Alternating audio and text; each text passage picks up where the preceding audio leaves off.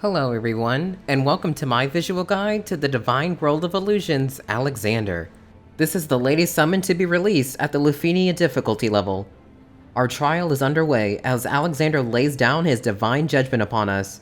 Try not to get blinded by his light though, as we ride the rising waves and glare our hands through the darkness and pierce the light. So without further ado, let's jump right in. We start off with Alexander one turn away from his recast gauge being filled, which means hold off on using debuff-like skills and any heavy damaging skills, as you'll need them more to break Alexander than dealing HP damage at this point. After Alexander takes his turn, he will automatically cleanse all debuffs on him and gain max brave. This is when you need to break him down as fast and as reliable as your team can. Since Alexander does this not once, but 3 times. You heard that right, guys. You're gonna have to break Alexander 3 times in a row in order for his recast gauge ability to stop from one-shot killing your entire team. Though this may seem difficult, it's a lot easier than what it sounds like. If you're going for a more DPS-oriented group, I recommend someone like Garland, as his many brave hits can really help with breaking Alexander as fast as possible. Globez as your second option. With the release of his LD and BT weapon, he can easily break Alexander. If you're using a more support-oriented team though, like I have here with Hope and Aerith, the only breaking potential will come from Golbez and Aerith, since Aerith has a gravity effect from her LD follow-up attack, and Golbez can easily break Alexander with either his LD, his EX, or his S1 ability. Keep in mind as you're going through this that Alexander cannot be delayed at all, either by breaking or by other means. Once you reach 79%, Alexander will start his Luphenia counter, which will stay on for the duration of the fight. To deal with this counter, simply deal darkness damage. You think that would be easy, but the amount of darkness units isn't much, but keep in mind any of them can help deal with the counter. That way, your other 2 team spots can be for dealing high damage and high support. I'll also want to note here for you guys that when your team is at max brave, Alexander will actually issue his own counter attack. He will then gravity the party back down to 0 brave, so try not to go crazy with your support batteries. I guess I'll go ahead and mention that there is also a cheese strat to this counter. You see, if you happen to have Gladio, when Alexander does his counter, so too will Gladio. However, if Gladio batteries the party back up to max brave, this will then cause an infinite loop, where Alexander will infinitely counter, and therefore so too will Gladio, literally until Alexander dies. Though this is being patched as of Monday, October 5th, so I guess get your cheese in while you can.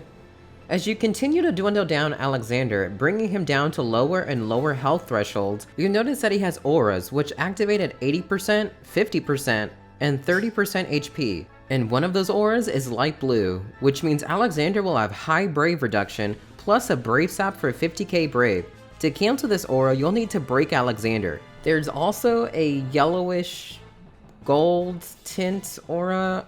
I'm not really sure what color that is, to be honest. Though when you see this aura, Alexander will have 100% invincibility.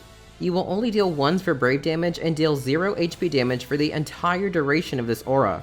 This is only activated though when a character takes 8 consecutive turns. Think of this as if Alexander has not acted in 8 turns. Though every time you break him, this 8 turn count will be reset. Please keep in mind though that these 8 turns also include turns in summon and while you're in burst mode. To break this aura, Alexander will have to take his turn, so be mindful on the turn count to keep this aura from activating as least as possible. And if you think that was a lot for one summon to have, we still unfortunately have one more mechanic to deal with. You see, every 2nd and 4th recast ability that Alexander does, he will then follow up his turn with an all brave attack that deals AoE brave damage, deletes the turn, plus does a 3-turn delay to anyone who isn't at max HP and to those who get broken by this attack. This will also give a 1-turn blind and confusion debuff to those affected. Keep in mind that these debuffs go through debuff immunity buffs on the party.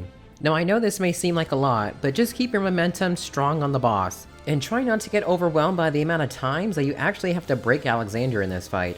And as you're dwindling him down, keep in the mentality that you actually need to plan your breaks versus just breaking him whenever you want. Simply because the more that you break Alexander, the more skills that you're going to be using. And you want to make sure that all your skill usage is mostly being used to break Alexander when he gangs max brave in his aura. Because if you don't, you're just stuck kind of brave attacking and HP attacking to bring him down, and trust me, those are never good. Though I do understand that your playstyle may be a little different than mine, and that's okay. As you can see here though, when I have Hope, Aerith, and Golbez, the only reliable breaking potential that I have is Golbez. So I want to make sure that his skills are mostly being used to break Alexander, than actually dealing damage with it.